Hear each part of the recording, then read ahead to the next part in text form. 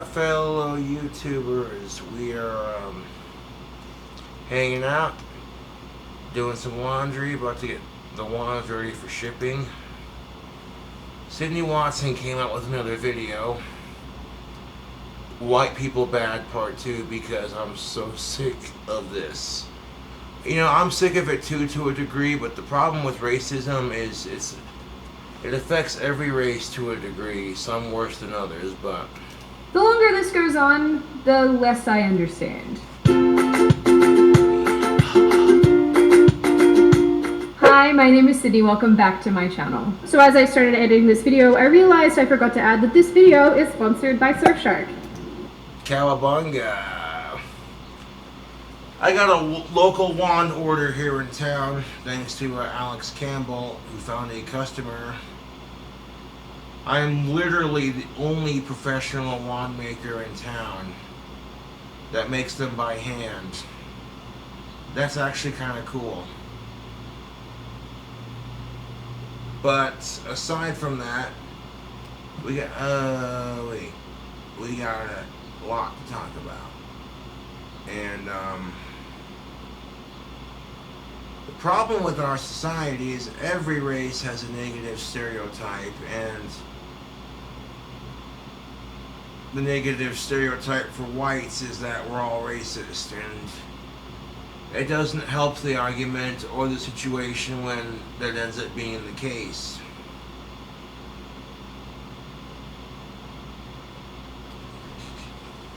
But they're really nice people. So I don't know about the rest of you, but at this point I am pretty tired of hearing about white supremacy and white nationalism and all the problems with whiteness. You name it, there's an academic flim-flam term for it. And at this point, regardless if you're black or white, if you are a conservative, according to the basement-dwelling radical leftists, we're all Edward Norton from American History X, because nothing they do or say ever makes any sense. So today we're going to be talking about anti-white rhetoric. Again, because it's basically never ending at this stage. I mean, if we're being totally honest, it sort of feels like everyone is being told day in and day out just how bad whiteness is and how racist white people are. And you know, we also can't escape this inbuilt sense of racism that we have. Thanks. I hate it. No, seriously, we're at a point where we're being told that being colorblind is one of the worst things in the world. I don't see color is one of the most dangerous things you can say. And just because you don't claim to see race doesn't mean racism is suddenly going to disappear. This isn't a game of peekaboo. By ignoring race, you're both dismissing racial issues in America and trivializing this nation's history of using race as a means to leverage power. Yes. I don't get it. Some of you... Well, to be fair, Sydney and YouTube, when people say they don't see race, they're not saying they don't see racism, because sometimes, I guess it depends on how you interpret it, but to be honest, just because someone says they don't see race doesn't mean they're saying that they, you know what I'm saying? You have a term that was created to stop racism, and now it's being seen as racist. What? At that point, I kind of get why Sydney says I don't get it, but at the same time, I also think it's how you interpret it.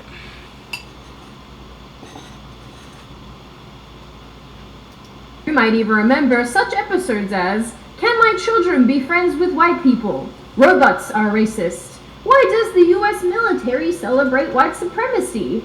The whiteness of Toy Story 4. And animals with white fur are also racist." Okay, so Ivanka Trump criticized for giving daughter an all-white dog. Well, to be fair, if she would have given her daughter an all-black dog, she would have been called a racist too. So it's like, when we're race washing the simplest things, like getting your kid a dog, regardless of who you are, shouldn't that be innocent enough? Like, because of Trump's racist bullshit, she can't even give her daughter a dog.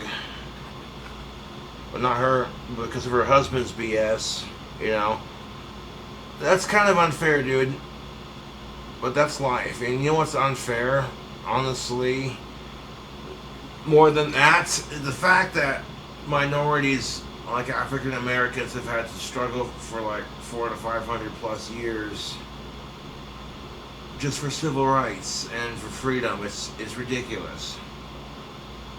And that's one thing that Sydney Watson fails to realize. I don't think she fails to realize it, but some of the things she says is just like, yeah, about that.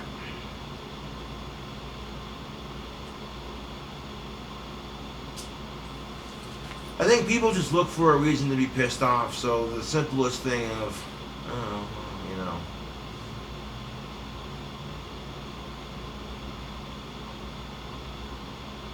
People are jealous of Trump and his money, so of course when Ivanka Trump, and on top of that, Donald Trump's been known to be a racist.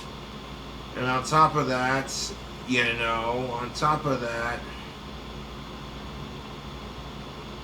and before you call me a dick for saying that, hear me out.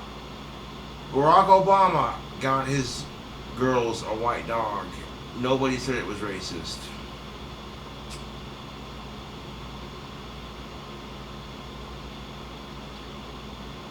And it's just like, okay, I'm not trying to be a dick about that. I'm just saying, when we're letting racism divide us so much that you can't get a dog without being called a racist. Like,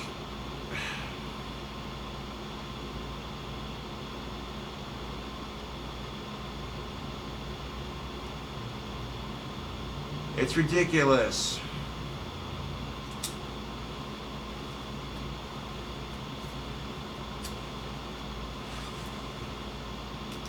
And truthfully, all of this gets very tiresome after a while. But something that I find so irritating across the board is how everything and anything gets linked back to white supremacy and white nationalism, even when it doesn't make any logical sense, which it often doesn't. Even here in the US, for the 4th of July, there were plenty of commentators saying that Independence Day is a celebration of white supremacy and white men, even pointing to the fact that 2 of the presidents on Mount Rushmore have a history of slavery, and now it's a no-go zone. And so here we are, celebrating the birth of a nation, independence for white men. I don't know, black lady on TV. Kinda seems like you're pretty independent to me. Sydney, do you want to get banned off of this platform? No. Okay then, you drink your tea quietly now and you give that nice lady her oppression points. But it Oppression points, really? seems that this narrative arises no matter where we are in the world. A lot of you know that I grew up in Australia, and we actually have to put up with this as well every single year, where people try to connect Australia Day, our national holiday, to genocide and murder. And of course, that shocks no one. But nevertheless, we're repeatedly told just how racist our countries are because they don't have enough non-white people in television or media or whatever. I mean, in this case, Australia is around 90% white, so of course you're going to see more white people on TV. We're the majority population. My emotional reaction to reading a lot of this is just, what? And hearing this kind of rhetoric day in, day out rolls us around to some pretty strained racial tensions. And some of this rhetoric is getting so stupid, you're going to want to pull your hair out. But before you do that, don't do that, because then you might miss the sponsor of today's video, Surfshark VPN. Now at this point, almost all of you will know what a VPN is because every YouTuber you like is sponsored by one. But seriously. And VPNs like Surfshark protect you on the internet, let you browse anonymously, and keep your private information from being exposed. So if you don't have one, it's definitely worth getting one. But I'm not your mom, and I'm not here to tell you what to do. But can you be my mom? No! Surfshark has a bunch of great features, like letting you use it on as many devices as you like from the one subscription, all at the same time if you wanted. But I think a lot of you will like its blind search feature, which, in their own words, is a bare-bones, ad-free, zero-log private search service. It's the real incognito mode for searches you don't want anyone to see. Because not today, Mr. FBI man. So for all of this, and more, head over to surfshark.deal/Sydney for 85% off and an additional 3 months free. Surfshark also offers a 30-day money-back guarantee, so there is no risk in trying it out. So click the link in the description, and I will in fact be your mum. And I'm definitely not keeping that joke. Now, I came upon this video filmed recently in Atlanta of a black militia group, which is actually what they call themselves, just by the way. And this is where it gets to be a thing. Unfortunately, YouTube, there are extremes on either side of the spectrum. So, because of that,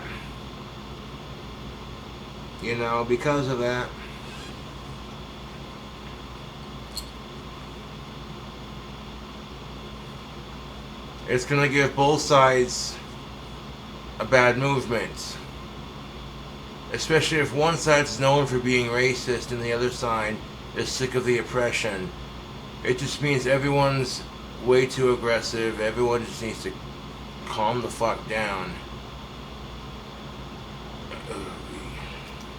The way.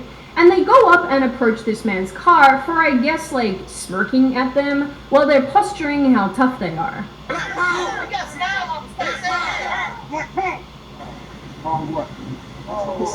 know what I am? I'm your worst nightmare, bro. And once you go here down and sit that comedy and shit.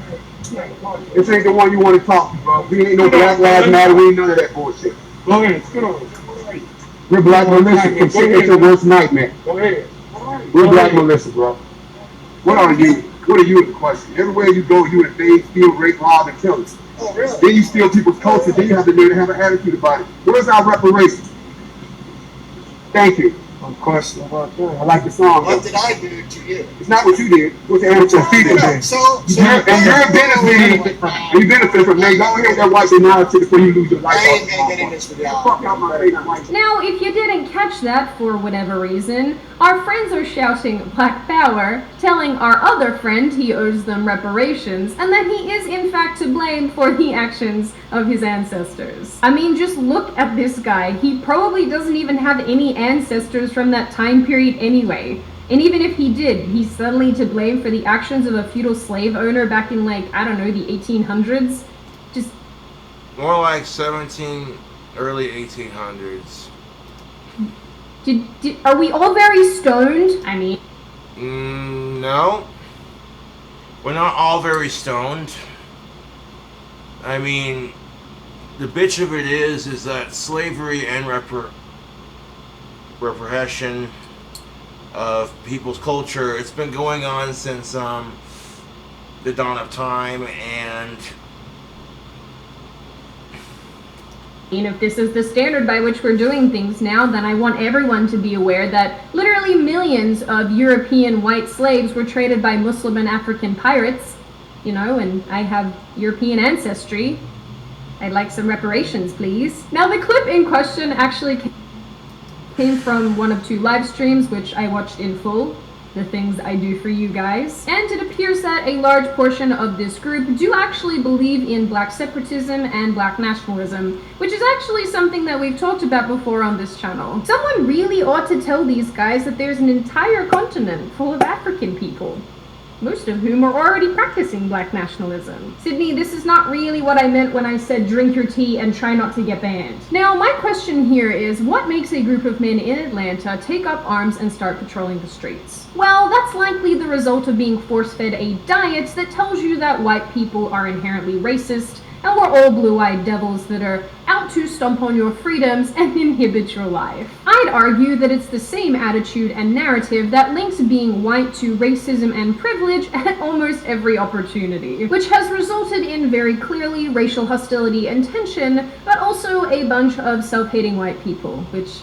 is really annoying. And in my searches on the internet, I found a lot of videos that show us just that. Like this man, for example, following a group of kids, yelling at them for wearing Make America Great Again hats. Racist ass crack. Get the fuck ass out of here. And this man bashing a Macy's employee for allegedly calling him the N-word. Quit touching me.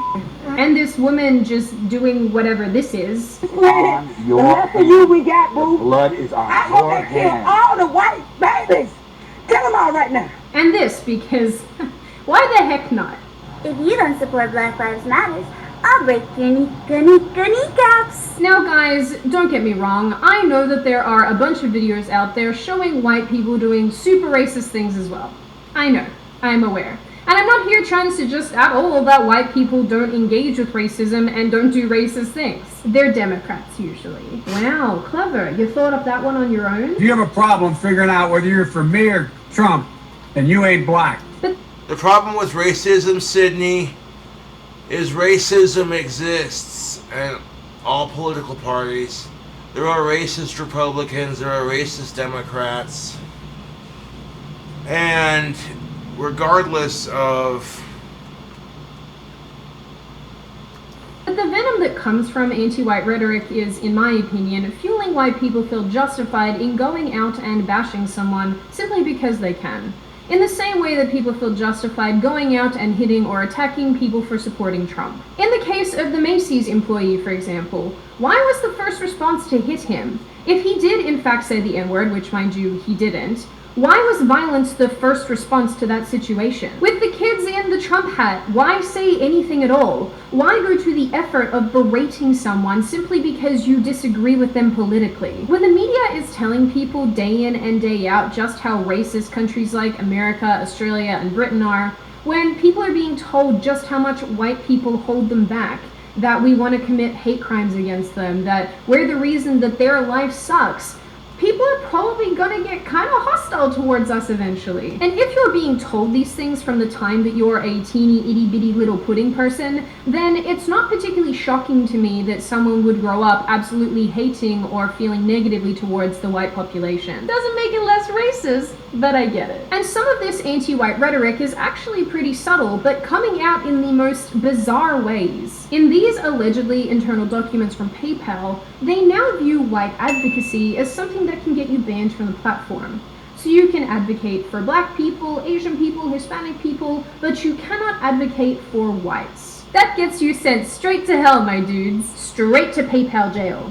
Them's the rules. Now obviously, I don't really know what they're referring to when they say white advocacy, but it's yet again a super arbitrary made-up term that basically leaves anyone and everyone open to being booted off the platform if they do something that PayPal doesn't like. You could probably argue here and maybe even make a case for the fact that this kind of terminology yet again links standing up for white people or Caucasians as something that's super negative and worth being punished for. But as per usual, the buck doesn't stop here. Twitter and other major social media platforms are trying to yet again change our language to accommodate our hyper-racialized world. In an effort to use more inclusive language, Twitter wants to move away from using words like whitelist, blacklist, slave master, and so on, suggesting other words like allow list or deny listed. And yet, I have no doubt that these new terms are exclusionary to someone somewhere. But what really confused me and weirded That's because you can't please everyone, Sydney.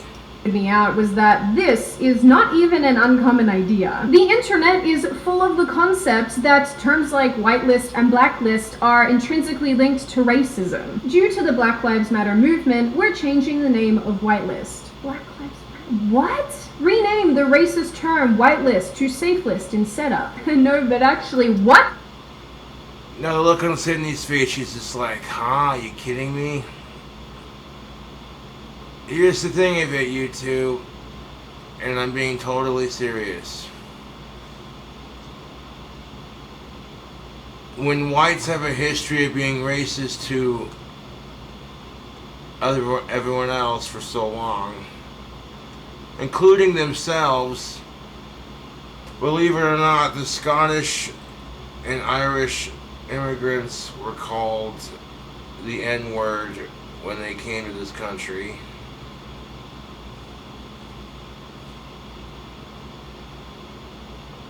And it's ridiculous. That look on Sydney's face at 11 minutes and 53 seconds, she's just like, She looks a little mad.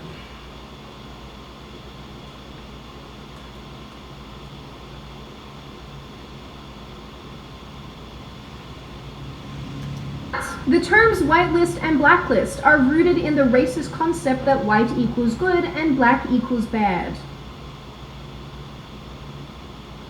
And lastly, and I know you guys will love this example, we're now questioning whether or not chess is racist because the white pieces always move first. I guess all of this leads me to a point where I question not only where all of this stops. Apparently you can link anything white right now to racism, even when it's innocuous, but how helpful all of this is going forward, because as I've said before, this is not helpful. Calling out genuine racism from all sides is absolutely one thing, but it seems that right now the radical left, the media, and politicians get to unilaterally decide who and who can't be racist. And I guess that sort of defeats this message of unity and love that they think they're trying to push. Training people to think that white, whether that be the color of something or the color of people, is something that we can constantly and always link to racism and badness is so bizarre to me. Training people to think that white people and white objects are automatically oppressive and reflect that oppression is also bizarre to me. And the fact that nobody views this attitude as racist is just off the planet. The reason why nobody views it as racist, Sydney, is because racism has happened to everyone else except whites.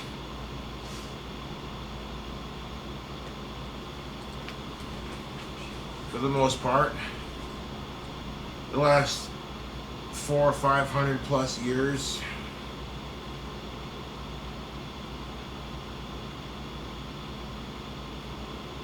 But at the same time, when we live in a modern society where minorities and women have more rights than they've ever had before, there's more equal opportunity.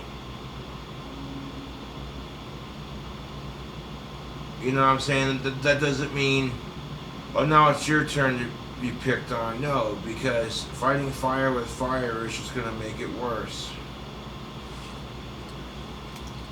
Insane to me. I guess I'm just sort of at this point where I'm so tired of how divisive everything is. And the thing is that I'm not even blaming the people on the ground. I am blaming the politicians and the media and the radical activists for getting us to this point where everyone hates each other. And no... Yeah, that's kind of true. I'm not gonna lie. I mean, Sydney Watson's not really pissed off at the people. She's more pissed off at these radical groups, the radical groups on either side, all the social media and news outlets on any side, getting in people, the politicians that turn people against each other. I kind of agree with that. Yeah, that's ridiculous, man. And the thing of it is, YouTube, you know, you can't let all that crap influence you, you know, to a point.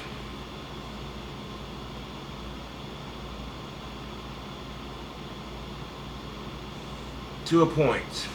You can't let it influence you negatively, because that's just going to make things worse.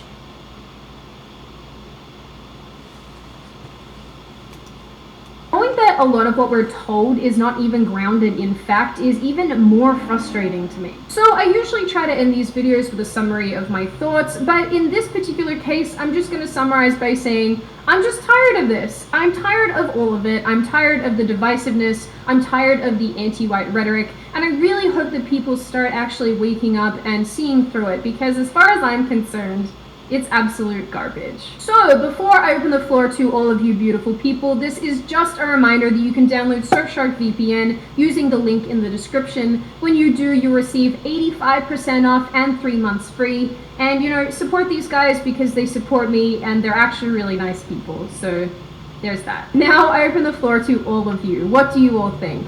Is this anti-white rhetoric getting out of hand? Am I totally off base and it's not even really a problem? And what do you generally make of this issue overall? As always, if you like the video, hit subscribe with a thumbs up button. If you want to leave a comment, feel free to do so. Just be respectful about it. And I will see you guys next time.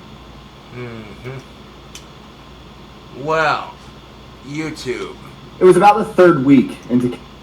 Yes, the anti-white rhetoric is a thing, but is it as bad as it could be? No. Considering we don't have cops that are black killing white people, for example. So to some degree, yes, I think it is a topic that,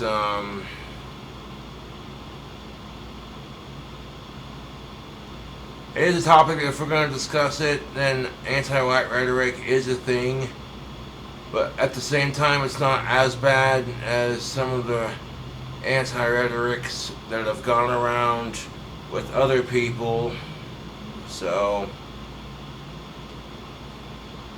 not a whole lot I can say on that issue, except that's pretty much how I'm going to say it. And there might be some people who really disagree with me or strongly disagree. That's just the internet, because yay for the internet.